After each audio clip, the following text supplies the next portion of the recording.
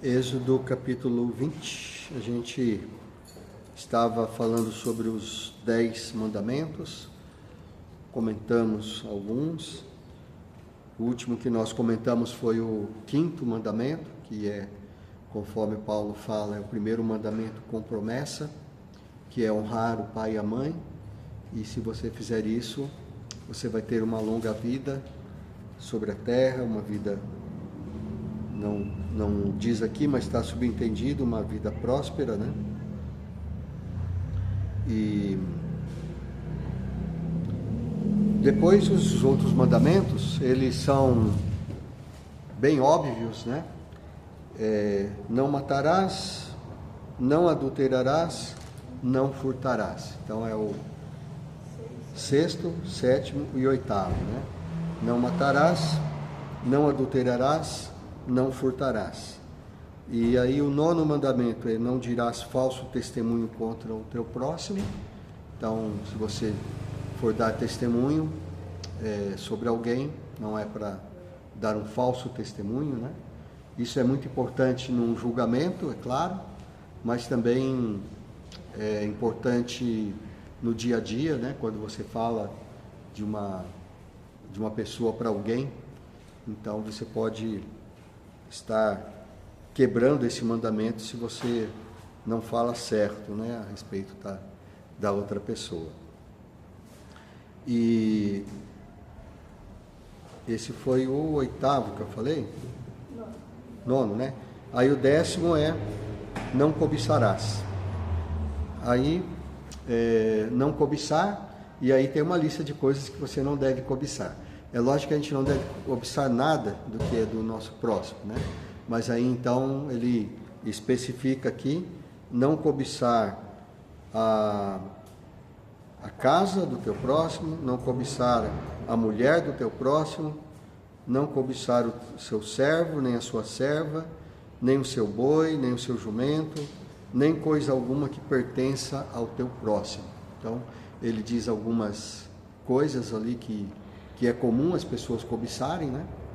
E daí ele fala, ele resume, né? Não cobiçarás coisa alguma que seja do teu próximo. Então, se não é seu, então não é para cobiçar, né? Quando a gente vê, é muito fácil a gente cair nesse pecado, né? Quando a gente vê o outro, né? O amigo, o irmão, né? Com um carro bonito. Aqui não fala, né? Porque não tinha na época, né? Mas não cobiçarás a Mercedes do teu próximo, né? Ou a Ferrari do teu próximo. O jumento e o boi, né? O jumento e o boi eram, né? Era o carro da época, né? Então não era para cobiçar nada, né? Mas então aí estão os 10 mandamentos. E aí no versículo seguinte, né, no versículo 18, então os 10 mandamentos vão até o versículo 17. Aí do 18 para frente, aí tem a aliança que Deus fez com o povo, né? Deus, ele manda fazer sacrifícios, e no versículo 21 em diante, né? No 18 a 21, na verdade, né? Ele fala de trovões, relâmpagos e trombetas que o povo viu no céu. Então isso lembra um pouco o que aconteceu lá em Apocalipse. Então sempre lá em Apocalipse, quando tocava uma trombeta ou abria-se um selo, um daqueles sinais, né, os 7 selos, 7 trombetas, 7 taças, sempre tinha no final trovões, relâmpagos e trombetas. Então a presença de Deus, ela é assim, né? Então eles estavam vendo ali a presença de Deus. No versículo 24, Deus fala que quando for construir um altar para ele, era para ser um altar bem simples. Então ele diz inclusive que pode ser um altar de terra. Só faz um monte de terra ali, e ali você faz um altar para sacrificar um animal, porque o sangue do animal devia ser derramado na terra, né?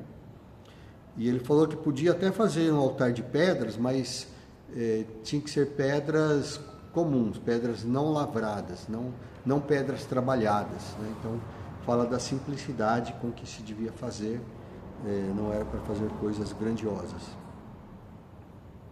Aí a gente vai, se a gente for lendo o Êxodo, pode ser uma leitura bem cansativa para muitas pessoas, mas são coisas importantes ali. Então, se você estiver lendo a Bíblia inteira, né, não pula essa parte. É uma parte cansativa, mas é bom você ler, vai prestando atenção nos detalhes, né?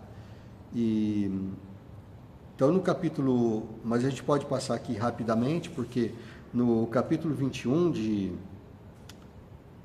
de Êxodo, ele fala sobre servos e servas, né? Fala sobre algumas leis, né?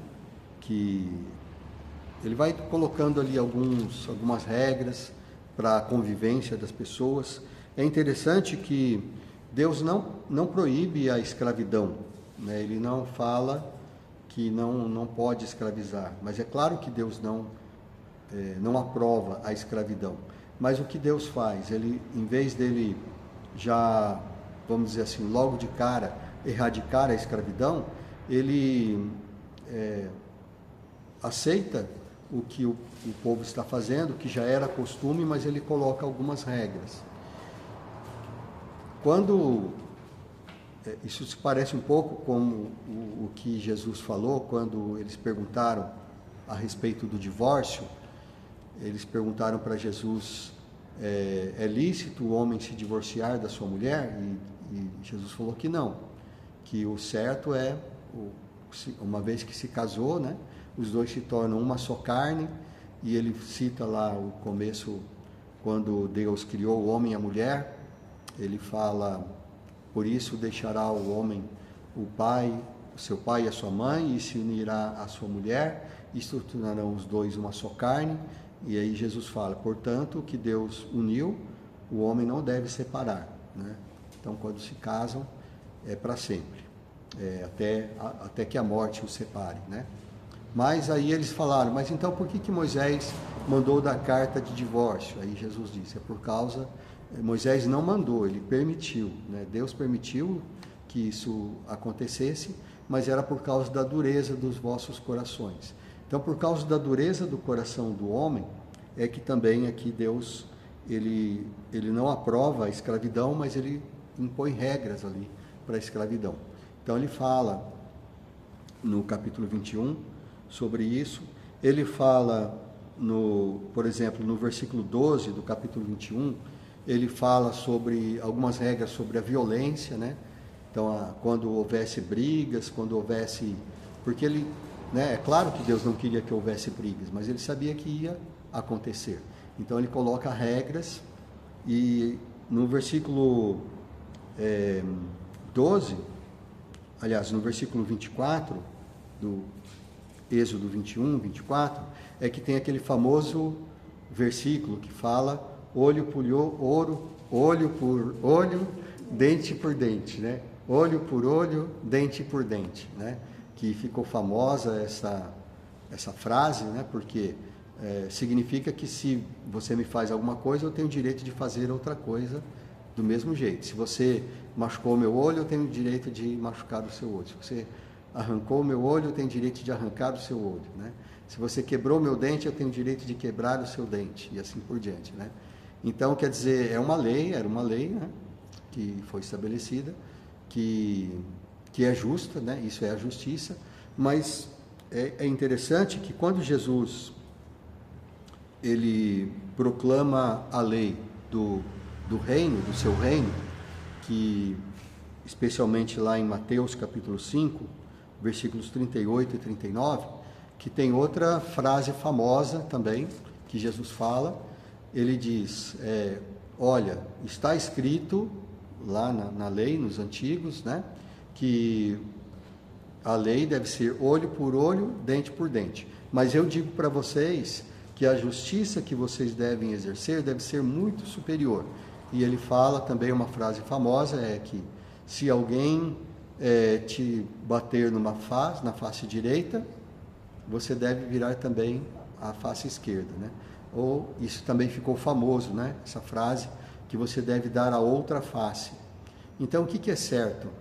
É você cobrar da pessoa, olho por olho, dente por dente, ou se a pessoa fizer alguma coisa, alguma coisa má, né? Você deve dar a outra face, você deve, ao contrário, né? E aí Jesus fala outras coisas também, lá em Mateus capítulo 5, se alguém te obrigar a andar 1 milha, você anda com ele 2, se alguém te roubar a túnica, você dá para ele a capa também, se roubar a capa, você dá a túnica também, né? Então, o que é certo, né? Então, Jesus, ele, a sua lei, vamos dizer assim, eles falam, servir Jesus é fácil, porque você é salvo pela graça, né? Jesus pagou todos os seus pecados na cruz, você não precisa cumprir a lei, né? Mas a lei que Jesus proclamou, ela é superior à lei de Moisés, porque a lei de Moisés dizia olho por olho, dente por dente, né? Você só pode, se alguém te arrancou o olho, você só pode arrancar o olho dele. Se alguém quebrou o seu dente, você só pode quebrar o dente dele, não pode fazer nada mais que isso, né? Mas Jesus fala, não, se alguém quebrou o seu dente, dá o outro dente para quebrar. Se alguém arrancou um olho, dá o outro olho para arrancar. Mas é quase isso que ele fala, né? Quando ele fala para você dar a outra face. Então nós vemos aqui que a lei que Moisés proclamou era por causa, né, Deus proclamou através de Moisés, era por causa da dureza do coração do homem. Deus, ele sabia que não ia, o homem ia continuar com o seu pecado, né, e tudo. Então, aos poucos, Deus foi trabalhando no homem. Então, existe uma coisa na teologia que se chama revelação progressiva. O que é isso? Deus vai se revelando ao homem aos poucos, conforme o homem vai progredindo. É como uma criança, você não vai falar para uma criança, ensinar para ela uma fórmula matemática daquelas complexas que os engenheiros costumam calcular, né? Você vai começar ensinando 1 mais 1, 2 mais 2, né? E assim por diante. Você não vai dar para a criança ler um texto, né, muito complexo logo de cara, você vai ensinar, como se diz, o beabá, né? Então Deus vai ensinando assim o homem também. Mas aí no capítulo 21 de Êxodo, então tem a proclamação da lei, ele fala dessas leis civis, fala da ética, do relacionamento das pessoas. No versículo 28, capítulo 21, versículo 28, ele fala, por exemplo, dos animais, se o animal cair no buraco, se você cavou um buraco e não tampou, aí o animal caiu, você tem que pagar esse animal. Então, são regras de convivência que devia haver.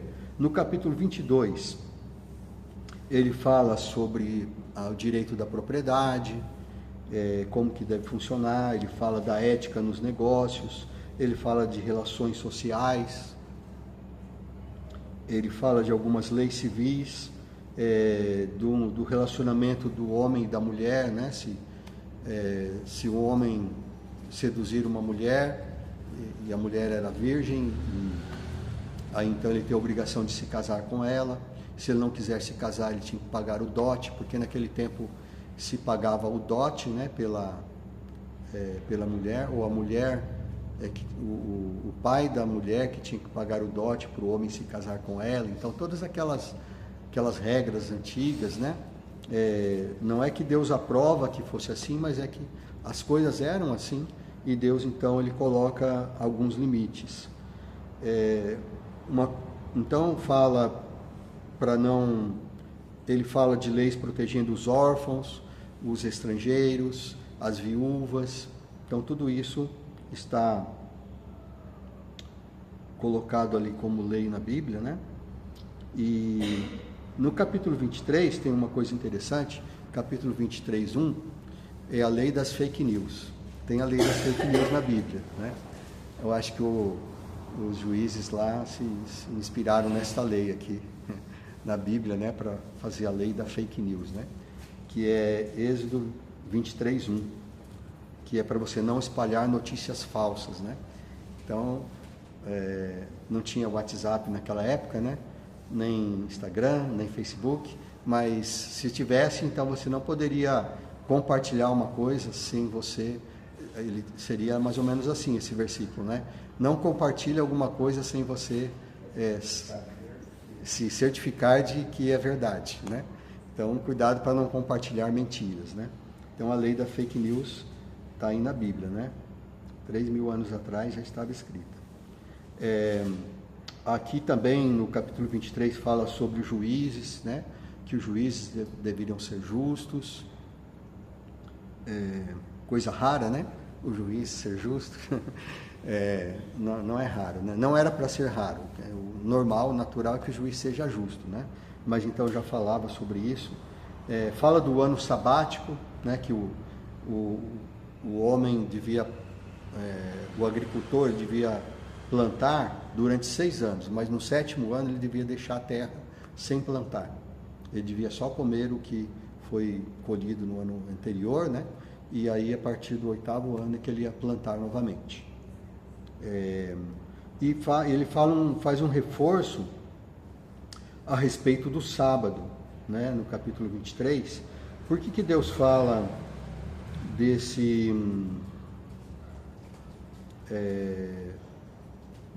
do sábado novamente aqui, né? É por causa da questão de você não trabalhar todos os dias, não só trabalhar e deixar as coisas religiosas de lado, não deixar de adorar a Deus. Então esse é o princípio do sábado. Por isso que o sábado está nos 10 mandamentos. Então você tem que reservar um dia para adorar a Deus e para descansar do seu trabalho. Fala das festas fixas, né, que todos deveriam ir para.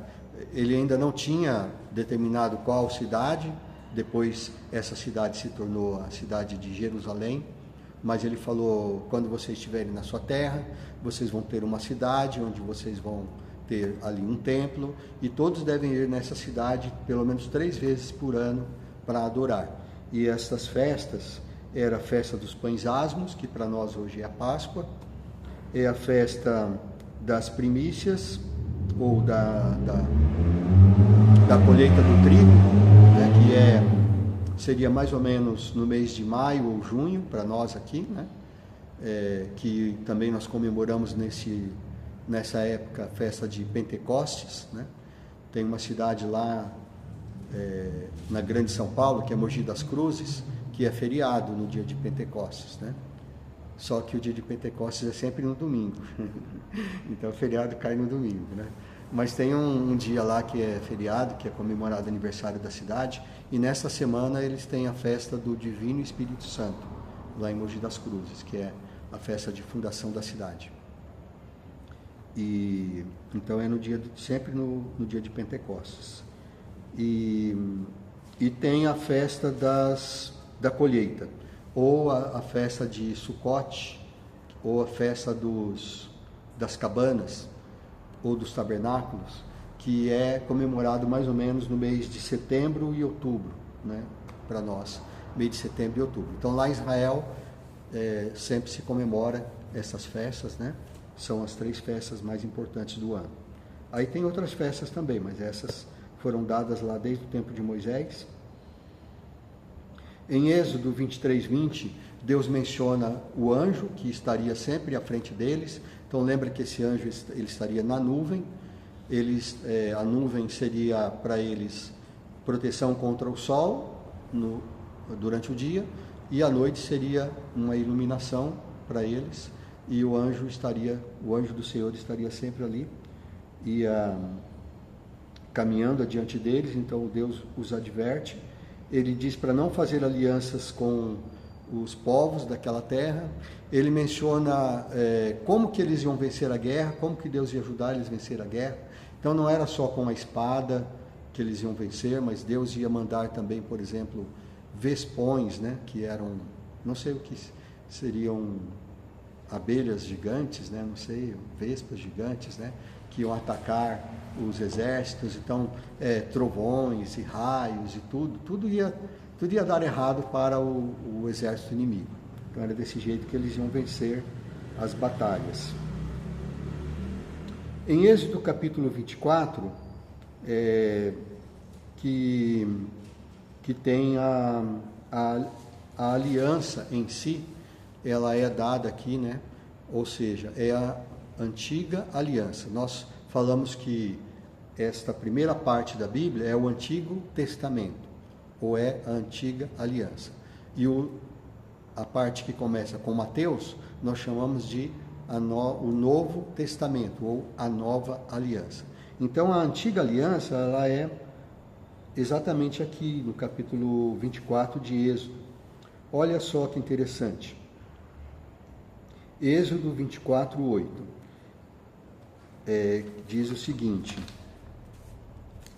este é o sangue da aliança que eu faço com vocês. Não é assim que está falando?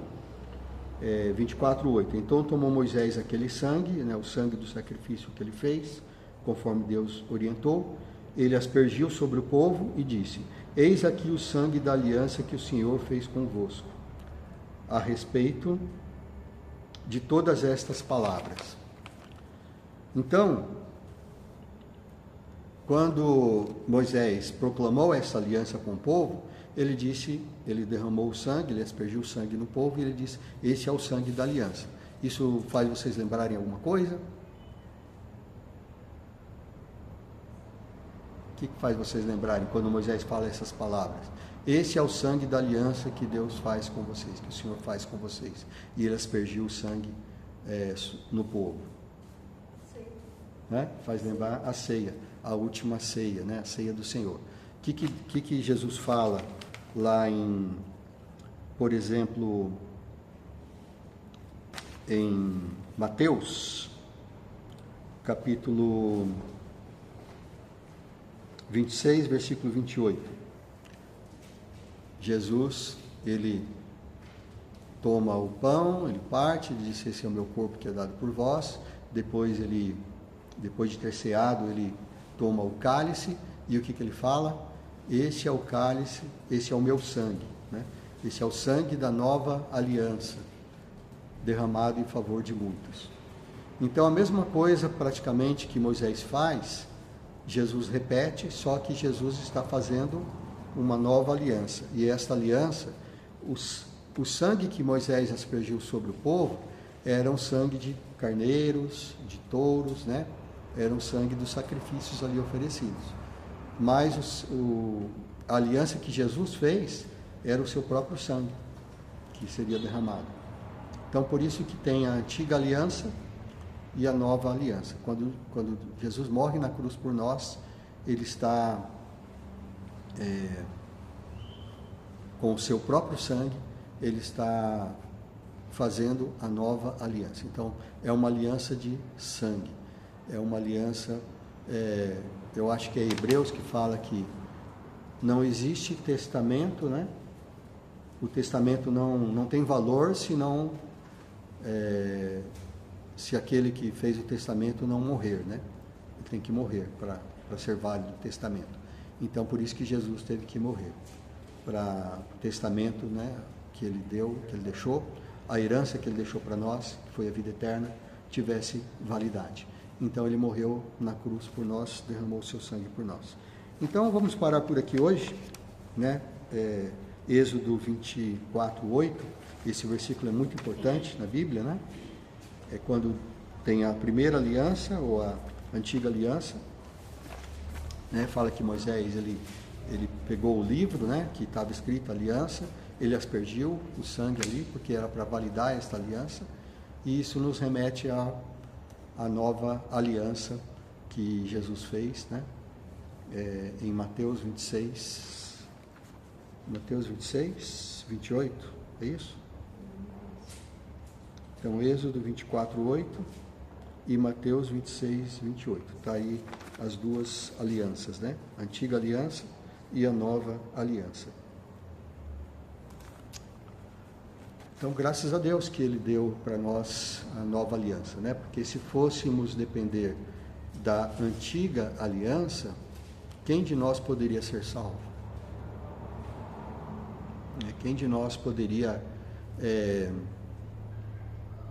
cumprir 100% esta aliança, né? Se nós pudéssemos se o povo pudesse cumprir tudo que Deus mandou, inclusive nessa aliança, aqui mesmo no capítulo 24 de Êxodo, o povo diz assim: tudo que o Senhor mandou nós vamos fazer.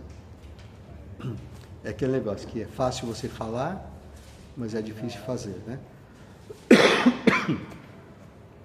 Então é fácil você dizer: Senhor Jesus, eu entrego minha vida ao Senhor, eu creio que o Senhor morreu na cruz por mim, que o Senhor pagou os meus pecados, por isso eu peço que o Senhor entre no meu coração e a partir daí o Senhor vai controlar a minha vida, tu vai ser o Senhor da minha vida e tudo que o Senhor mandar eu vou fazer. A gente fala, né? É claro, a gente deve falar isso, e o povo devia falar isso. O que o povo ia dizer? Dizer: eu não vou fazer essa aliança com o Senhor, o Deus Todo-Poderoso, aquele Deus que desceu sobre o monte com trombetas e trovões e relâmpagos, né? O que nós poderíamos dizer? E a mesma coisa aos pés de Jesus, né? O que nós poderíamos falar? Senhor, não, obrigado, não precisa o Senhor morrer por mim na cruz, eu diria isso? Claro que não, né? Eu só posso, em gratidão a Ele, né, me prostrar aos pés dele, como a gente canta, né? Quero estar aos pés da cruz, de onde rica fonte corre franca e salutar do Calvário monte, né? É o hino que a gente canta. Tudo que a gente pode fazer é isso, mas são apenas palavras, né? É claro que tem que ser palavras ditas com o coração, porque aí você vai demonstrar a sua fé, que naquele momento você realmente está fazendo uma aliança com Jesus, com Deus, entregando a vida a Ele, né? Mas são apenas palavras, a gente precisa cumprir aquilo. Se a gente chama Jesus de Senhor, nós temos que obedecê-lo, né? Ele não é só o nosso Salvador, Ele também é o nosso Senhor. E nós sabemos, né? Vamos analisar, vamos examinar o nosso coração, né? Que nós sabemos que não estamos fazendo 100%. Então é por isso que precisava ter a nova aliança. E a nova aliança, ela só foi possível porque Jesus morreu na cruz. E Ele morreu na cruz porque Ele tinha que pagar os nossos pecados, porque alguém tinha que pagar. E nós não poderíamos pagar. Se nós morrêssemos na cruz, não seria suficiente. Então foi a nova aliança. Amém? Que nós possamos ser gratos, né, a Deus e a Jesus Cristo, seu Filho, né, por esta aliança que tornou possível a nossa salvação. E lembrarmos, né, que a aliança que Ele fez conosco não é mais fácil porque Ele morreu na cruz e pagou os nossos pecados. Pelo contrário, é mais difícil. Tem que ser superior, né? Não é olho por olho e dente por dente, mas é você dar a outra face, é você não resistir ao perverso, né? É você morrer pelo seu irmão, né? Assim como Jesus deu a vida por nós, nós devemos dar a vida pelo nosso irmão. Então, é essa nossa aliança com Ele. Amém? Deus nos abençoe. E graças a Deus pela nova aliança em Cristo Jesus.